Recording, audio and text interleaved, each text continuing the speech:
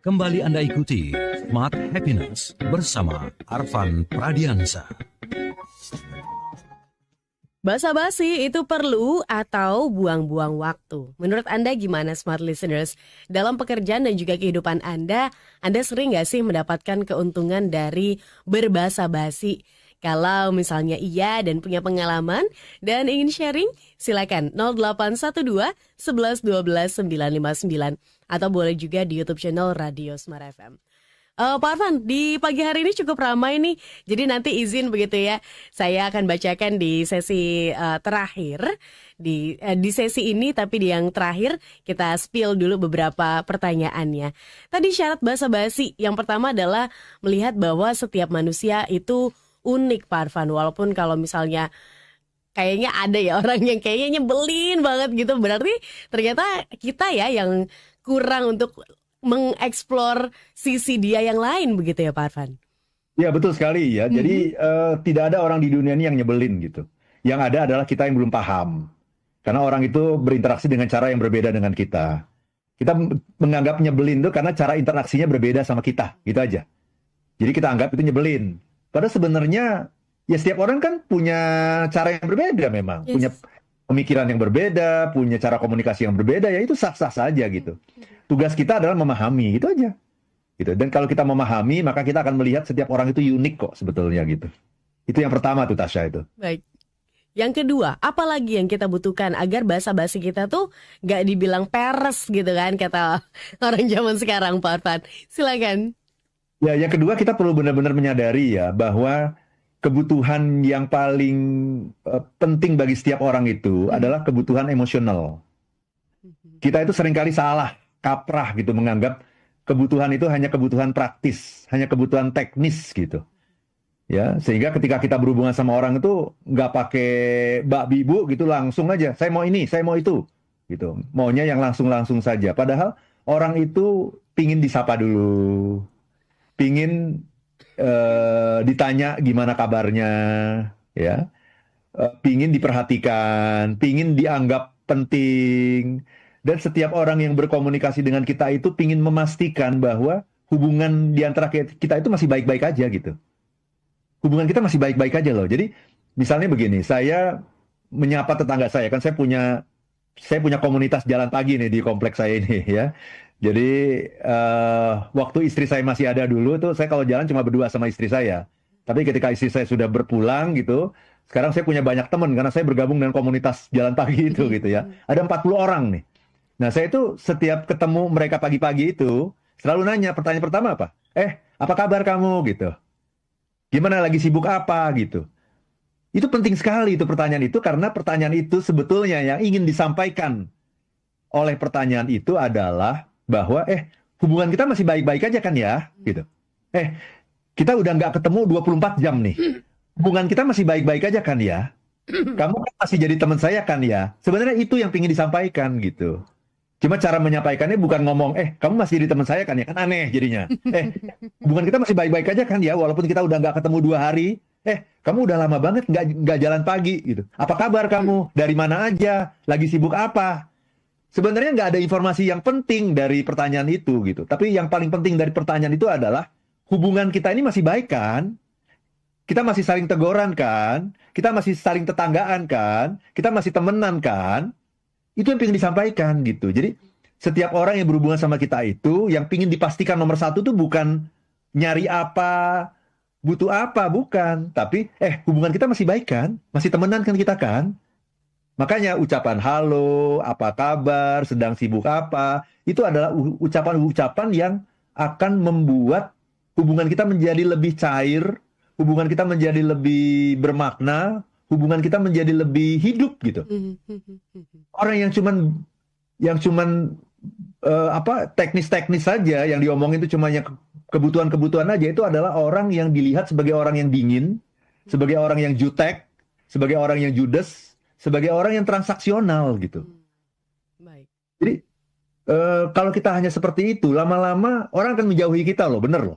Percayalah gitu, orang akan menjauhi kita gitu. Walaupun kita sepinter apapun kita, sehebat apapun kita, Yang membuat kita sukses di dunia ini bukan itu, sayangnya gitu. Yang membuat kita sukses di dunia itu adalah relationship yang baik yang kita bangun dengan banyak orang gitu. Jadi ketika kita tidak berbasa-basi, berarti kita dengan kata lain kita mengatakan kepada dia, kepada orang itu bahwa kamu tidak penting bagi saya. Saya tidak mau menginvestasikan waktu saya yang sangat berharga ini untuk kamu. Ya, yang penting bagi saya adalah kebutuhan saya terpenuhi. Apakah kebutuhan kamu, perasaan kamu itu nggak penting. Itu cuma background gitu. Lama-lama kita akan dijauhi orang gitu. Percayalah, dan sudah banyak buktinya gitu.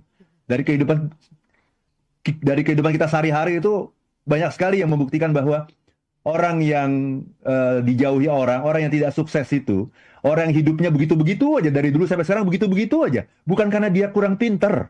Mungkin dia S2 bahkan S3 kali gitu. Tapi yang membuat dia hidupnya seperti itu aja karena dia suka ngejutekin orang gitu.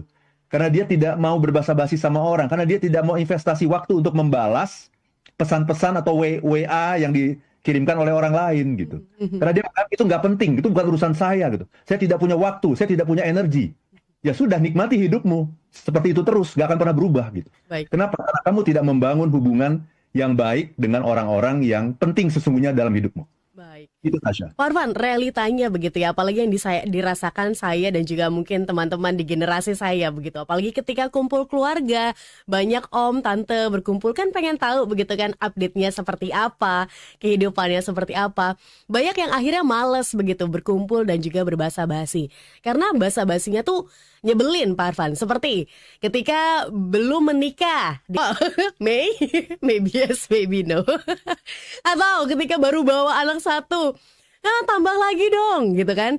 Nah ini kan jadi basa-basi yang nyebelin begitu ya. Bukannya mempererat, bukannya update dan juga akhirnya bikin kita sama-sama care satu sama lain. Tapi ini jadi kayak ngatur banget begitu kan. Ini yang dirasakan begitu ya, saya mungkin dan juga generasi saya. Ini gimana nih Pak Arfan agar basa-basi yang kita lakukan tuh gak ngeselin gitu? Yang pertama yang ingin saya katakan adalah niatnya baik. Niatnya adalah untuk menunjukkan perhatian. Menunjukkan bahwa I care about you. Kan itu. Niatnya dulu deh, niatnya dulu. Niatnya itu baik gitu. Dan untuk menunjukkan I care about you itu gimana caranya gitu. Selain menanyakan kabarmu, kalau kabarmu tuh masih terlalu generik gitu. Kan mesti lebih spesifik kan. Kabarmu gimana? Kerja di mana sekarang? Udah punya anak belum? Udah punya adik belum? Gitu kan. Kalau udah punya anak satu, ini kapan adiknya? Akhirnya jadi berkepanjangan. Tapi sekali lagi yang ingin saya katakan, niatnya baik, cuman tidak dilengkapi dengan skills. Jadi niat baik itu aja nggak cukup. Kita harus punya social skills. Skillsnya harus ada. Gimana cara menyapa? Ini orang-orang yang nggak punya skills akhirnya jadi seperti itu. Nggak punya keahlian, nggak punya keterampilan. Basa-basi itu perlu keterampilan. Kalau kita punya keterampilan, kita tahu apa area yang bisa kita masuki. Kita tahu namanya boundary gitu. Boundary itu batas gitu ya. Jadi, ini jangan, ini udah area yang sangat pribadi. Ini sudah private, jangan masuk ke situ. Jangan nanya-nanya hal yang seperti itu. Kapan ini jodohnya kapan nih gitu? Kapan menikah lagi gitu? Sekarang aja saya udah mulai ditanya sama orang gitu. Kapan Pak Arfan menikah lagi? Ya Allah, ini pertanyaan yang masuk ke area privasi saya gitu, yang membuat saya tidak nyaman kan ditanya seperti itu gitu. Jadi kita harus tahu gitu. Nah, untuk bisa tahu itu apa? Harus belajar makanya. Jadi kalau saya menanggapi orang-orang yang bertanya seperti itu tuh niatnya baik, ingin menunjukkan perhatian gitu kan. Itu, tapi tidak tahu skillnya. Karena itu supaya tahu skillnya, caranya gimana? Belajar. Baca buku, ikut workshop, berlatih, latihan, praktis. Gitu. Dengan cara seperti itu, maka kita bisa menjadi orang yang menyenangkan. Orang yang menyenangkan dalam pergaulan adalah orang yang pintar berbasa-basi. Pintar menciptakan percakapan-percakapan ringan. Kalau enggak ya, kita ketemu orang baru, itu akan sangat membosankan, akan sangat tegang gitu. Kita ketemu orang itu tegang loh kalau kita nggak bisa basa-basi. Bener nggak? Tegang kita tuh, bener-bener. Ngomong apa nih, hanya ngomong yang penting-penting aja tuh. Selesai, bisnis selesai. Tidak ada namanya keramah tamahan. Tidak ada yang namanya long term relation. Yang ada cuma yang penting-penting saja gitu. Padahal manusia itu diciptakan oleh Tuhan itu untuk membangun koneksi dengan orang lain.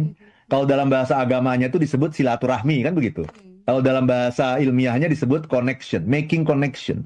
Kita selalu ingin terasa terhubung dengan orang. Dan ketika kita merasa terhubung dengan orang lain, maka kita akan memberikan apapun yang kita punya untuk orang itu.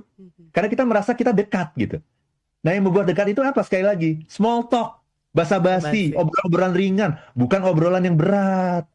Oke, baik. Pak Arfan, izin sebelum kita jeda. Ini sudah ada beberapa smart listeners yang bergabung. Pak Alex dari Pontianak. Salam dari Pontianak, di sana cuaca berawan katanya. Menurut Pak Alex, basa-basi sangat penting dalam kehidupan sehari-hari, tapi juga dilihat dari kepentingannya. Basa-basi tentu saja tidak bisa kita hilangkan dalam kehidupan. Menurut Pak Alex seperti itu. Pak Tony bergabung bersama dengan kami. Selamat pagi. Menurut saya, small talk atau basa-basi perlu dalam membangun relationship karena dengan demikian dapat memperlancar komunikasi dengan partner bisnis kita. Tapi tentunya basa-basinya yang dapat mencairkan suasana itu sendiri dan beretika. Baik, kemudian Ibu Eti dari Balikpapan, sebagai wartawan harus bisa basa-basi dulu sebelum wawancara narsum. Kalau enggak, dianggap enggak sopan dan bisa dijalin chemistry yang bagus, begitu kata Mbak Eti. Pak Arfan, ada pertanyaan dari Pak Antonius dari Tangerang. Pagi Mbak Tasya, Pak Arfan, mau tahu bagaimana cara kita membedakan suatu basa-basi yang punya niat tulus dengan yang punya sesuatu hal yang diinginkan. Izin Pak Arfan untuk dijawab di sesi selanjutnya. Pak Antonius ditahan dulu untuk rasa penasarannya gitu ya. Kita lanjut ke sesi yang terakhir. Tetap bersama kami dalam program Smart Happiness. Kami akan kembali untuk Anda.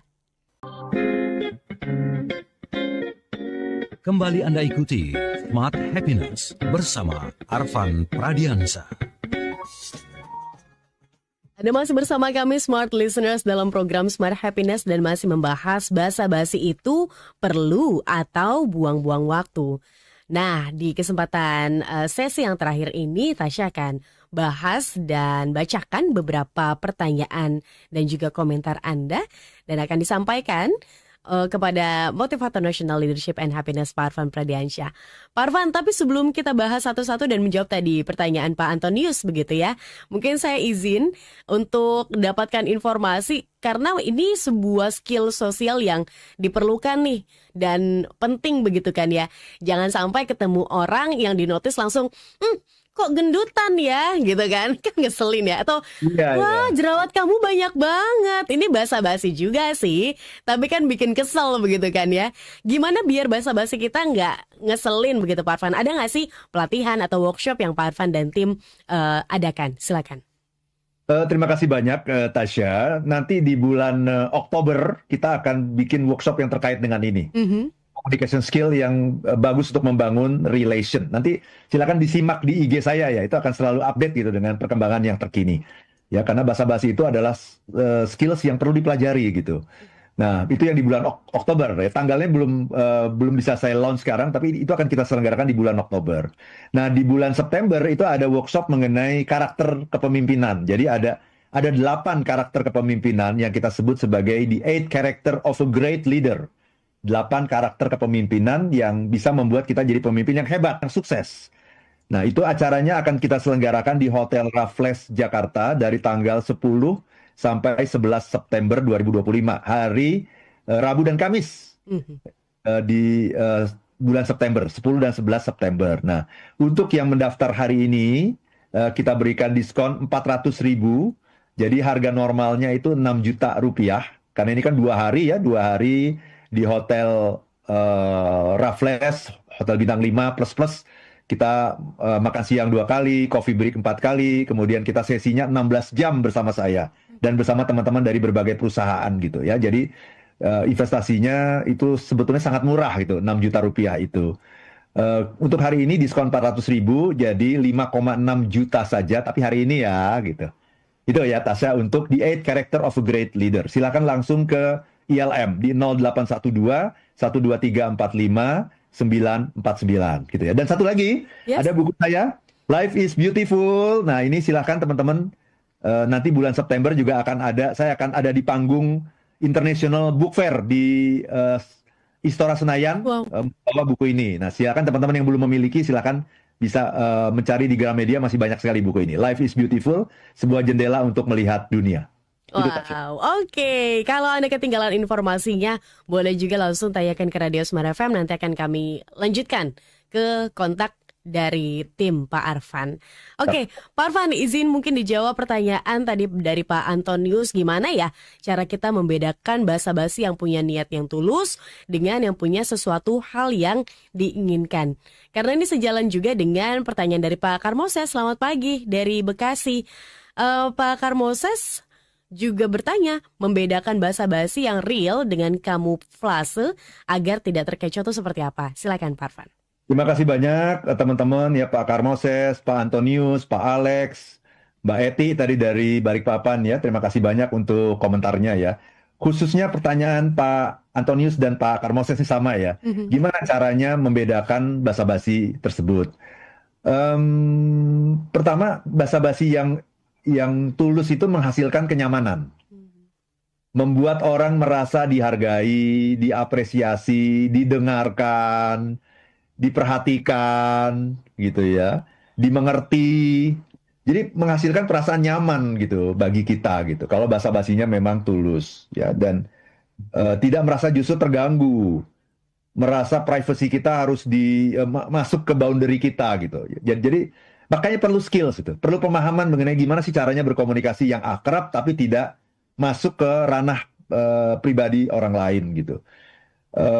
Itu yang pertama ya. Jadi komunikasi basa-basi yang bagus itu adalah basa-basi yang menghasilkan perasaan nyaman, perasaan terhubung, terkoneksi, dimengerti, dilibatkan, diapresiasi, dihargai, didengarkan gitu ya. Itu nyaman rasanya gitu. Berbeda dengan basa-basi yang tidak punya skills, itu basa-basi yang akhirnya ingin menunjukkan perhatian, akhirnya jadi kemana-mana, merasa terganggu, membuat orang merasa terganggu. Yang kedua yang harus diciptakan adalah kita berbahasa basi itu dalam rangka intinya adalah membangun hubungan gitu aja. Jadi ketika kita membangun hubungan, ketika kita berbahasa basi dengan inti untuk membangun hubungan, maka ketika kita mempunyai kebutuhan, orang juga tidak akan merasa segan untuk membantu kita gitu. Gini, kalau saya hanya memuji-muji orang itu ketika saya punya kebutuhan, maka ketika saya memuji orang, orang akan curiga sama saya kan.